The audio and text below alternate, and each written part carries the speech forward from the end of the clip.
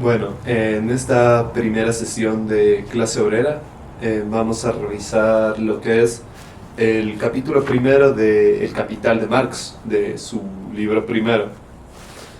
Bueno, un punto de partida clave va a ser obviamente el de la mercancía, porque es el punto de partida que toma Marx. Ya en los Grundrisse lo establece así, en obras que él escribió previas a la elaboración del Capital en sí mismo. La mercancía va a ser el punto de partida porque es una determinación, ¿no? Que tiene vínculo con el resto de determinaciones que conforman lo que llama Marx las categorías de la economía política burguesa. Así, el concepto de mercancía nos lleva a otros conceptos inmediatamente, como propiedad privada, trabajo enajenado, plusvalía, propiedad privada, propiedad territorial, etcétera. Términos que también van a aparecer ya si es que uno lee, por ejemplo, los manuscritos económicos filosóficos de 1844 de Marx. Ahí ya se puede percibir también cómo él desde este concepto, aunque aún no lo había prefigurado, el concepto de mercancía puede resumir básicamente la totalidad de la economía política. Entonces Marx empieza diciendo, como se sabe, la riqueza de las sociedades en las que domina el modo de producción capitalista se presenta como un enorme cúmulo de mercancías y la mercancía individual como la forma elemental de esta riqueza.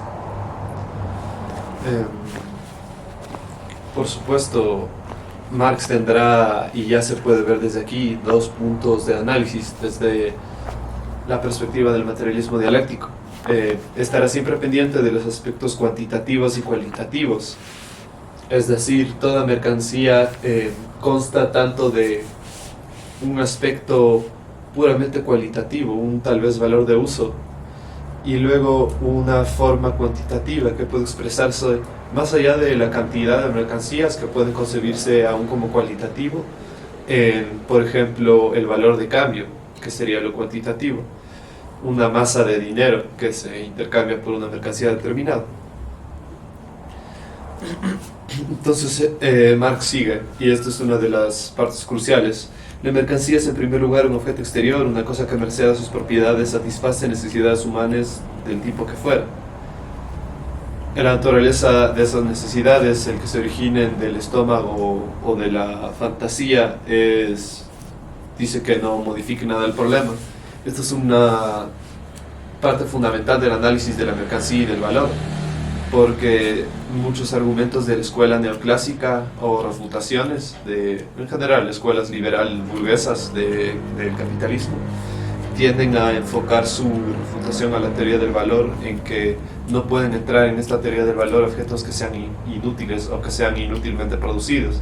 Por ejemplo, si se produce una libra de pan en 100 horas, obviamente, dado que la humanidad tiene un costo promedio en cada estadio en el que se encuentra, porque no es como que los precios se establecen en base al vacío o en base a la perspectiva subjetiva o al pensamiento racional, sino que son precios históricos dados por una capacidad técnica, por una composición técnica del capital, que dirá Marx, y por una composición orgánica.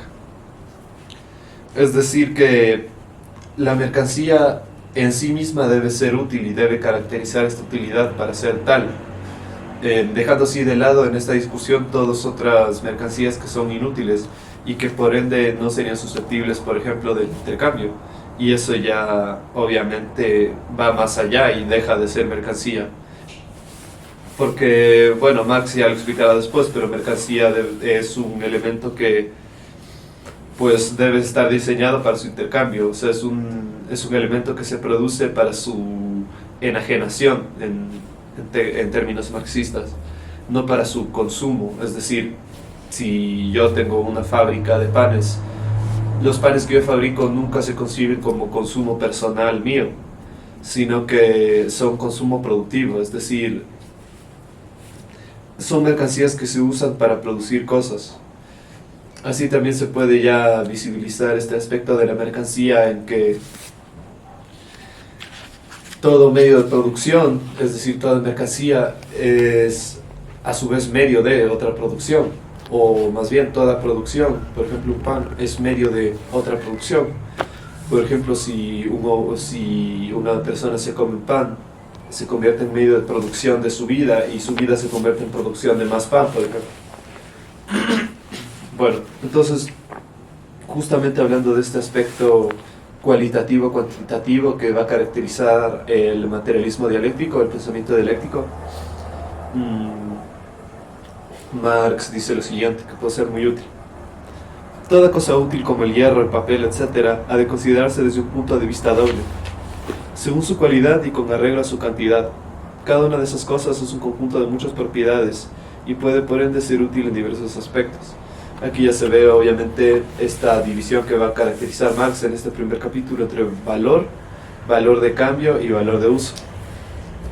Donde valor es pues el valor concebido con abstracción de su carácter material, es decir, si uno piensa por ejemplo el valor de uso de unas medias, está en su forma material a la vez que en su carácter social, porque las medias son un producto social, pero su forma material las adaptan para por ejemplo, para un servicio concreto, que es ponerse para usar los zapatos, o puede ser usada para, por ejemplo, de vendaje, etcétera.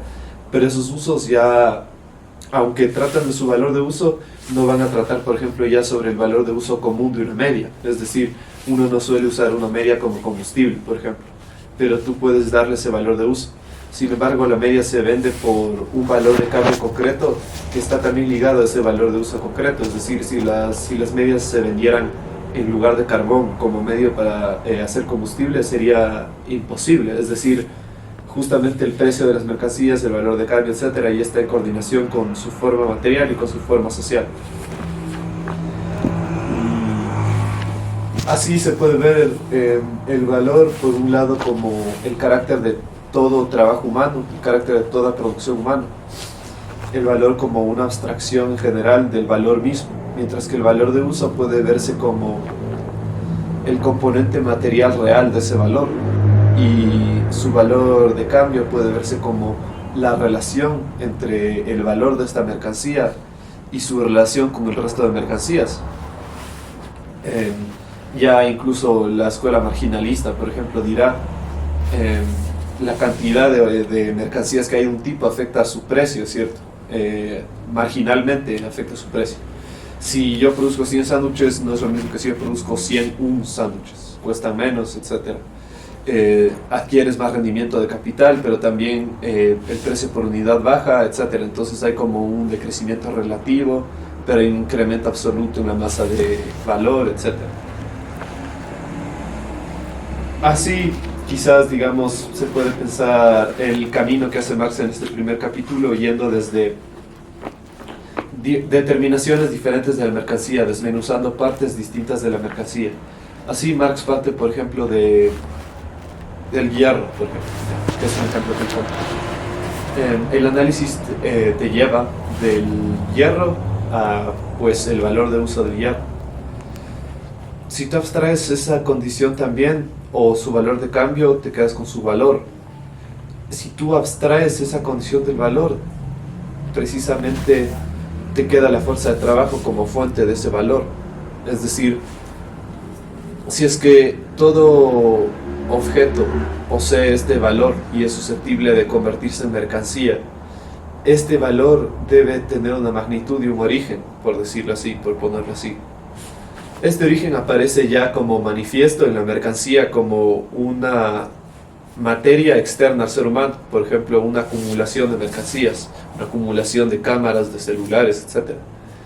Mientras que la realidad de la mercancía es la mercancía en cuanto producto social, es decir, en cuanto producto humano, y por tanto implica un carácter social que no es material. En ese sentido, como Marx ya dirá en capítulos posteriores, de hecho dedico un capítulo a eso, es la apariencia material del carácter social, del valor y del trabajo incluso, ¿no?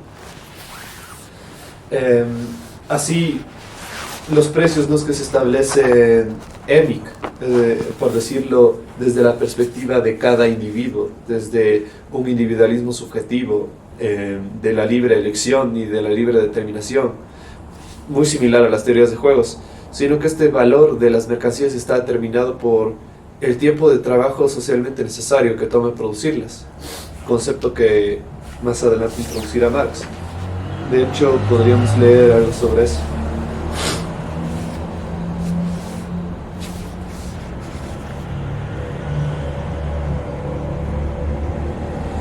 Aquí está. El tiempo de trabajo socialmente necesario es el requerido para producir un valor de uso cualquiera, en las condiciones normales de producción vigentes en una sociedad y con el grado social medio de destreza e intensidad de trabajo. Es decir, aquí se parte desde categorías filosóficas hacia conceptos matemáticos incluso. Uno puede partir de este concepto simple de pues, promedio, ¿cierto? O sea, del tiempo promedio, en cualidades medias, con condiciones medias. Y este precio va a ser un precio en el que, o más bien un valor en el que van a estar orbitando. Por ejemplo, las hamburguesas orbitan cerca de un precio. Esto Marx y la teoría marxista lo llamará los precios naturales. Si los precios de las mercancías están determinados por la materia y no simplemente por la subjetividad, como piensan las escuelas capitalistas, el tiempo de producción va a determinar precisamente el costo, y el tiempo de trabajo socialmente necesario lo que hace es hablarnos de lo que Marx llamará la composición orgánica del capital. Si es que el tiempo de trabajo para producir una mercancía decrece, lo que sucede es que es más fácil producir esa mercancía, lo que permite que se incremente la riqueza total, es decir, al poder producir más de esa mercancía, pero disminuye el valor de esa mercancía en cuanto tal, como parte del todo.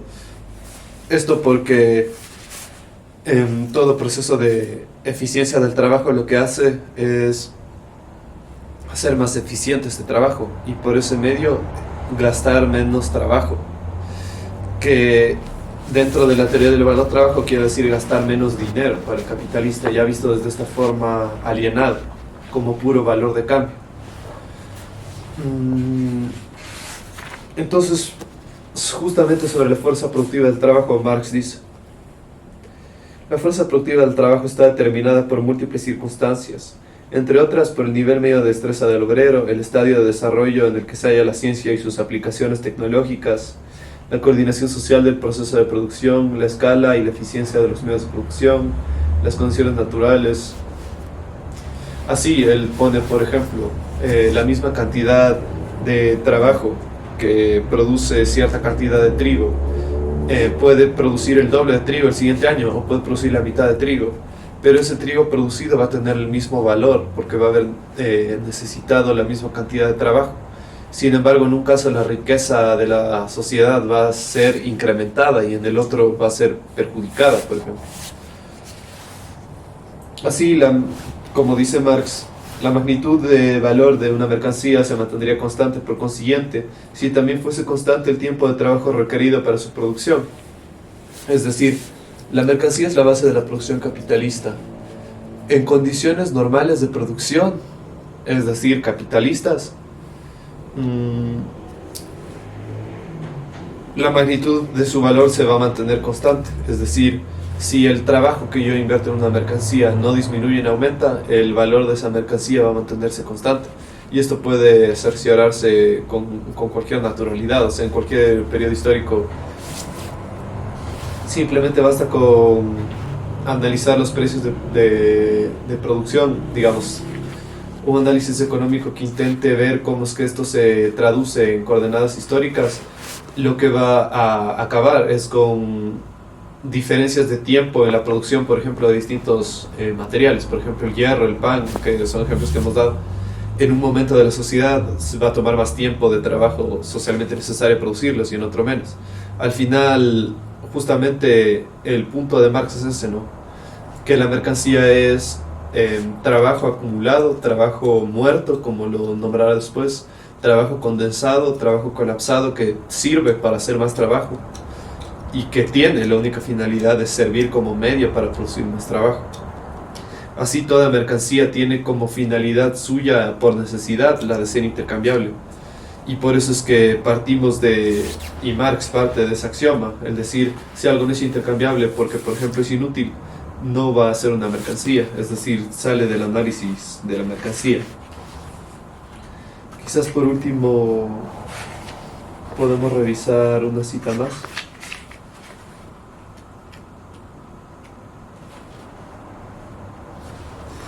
Otra parte clave que él menciona para justamente distinguir entre valor, valor de uso, etc. Una cosa puede ser valor de uso y no ser valor. Es este el caso cuando su utilidad para el hombre no ha sido mediada por el trabajo. Ocurre ello con el aire, la tierra virgen, las praderas y bosques naturales, etc. Una cosa puede ser útil y además producto del trabajo humano y no ser mercancía. Quien con su producto satisface su propia necesidad indudablemente crea un valor de uso, pero no una mercancía. Para producir una mercancía no solo debe producir valor de uso, sino valores de uso para otros, es decir, valores de uso sociales. Este va a ser el punto crucial. Toda mercancía, la teoría bajo las teorías capitalistas burguesas, la mercancía adquiere valor en la contemplación subjetiva del sujeto, que valora esa mercancía y que la compra en un precio. Desde la teoría de valor-trabajo, debe partirse como axioma de que esa mercancía, para realizar su valor, debe ser social, debe ser un producto social. Es decir, está determinada de antemano por su carácter social. Eso es profundamente distinto. Dice Marx, por último, ninguna cosa puede ser valor si no es objeto para el uso. Es decir, no hay tal cosa como un valor no material. Si es inútil, también sería inútil el trabajo contenido en ella. No se considerará como trabajo y no constituirá valor alguno. Claro. Creo que esta puede ser una buena introducción al primer capítulo de Marx. En especial si nos concentramos en los siguientes conceptos, que podrían ser un resumen. Mercancía primero, fruto del trabajo humano, puro fruto del trabajo, y en coordinación de aspectos tanto sociales como materiales. Así Marx se ve como va más allá de una distinción clásica, por ejemplo, positivista de las ciencias naturales y sociales, donde se conciben como separadas estas características materiales, físicas, químicas, etcétera, de su valor social, su valor como un hecho social. Quizás justamente por eso la economía política será la rama de crítica por la que opta Marx, porque la economía política es un campo en el que se coordinan tanto las ciencias que se han llamado, por ejemplo, lógico-empíricas, con las ciencias humanas. Es decir, tú no puedes analizar la economía política por encima de las cuestiones de filosofía política, por ejemplo, o de historia, pero a su vez tú no puedes analizar la economía política sin contar con los avances de la ciencia, con la tecnología, etcétera, que serán aspectos que Marx desarrollará sobre todo pues en el segundo libro de la primera parte del Capital. Eso, espero les haya gustado y gracias.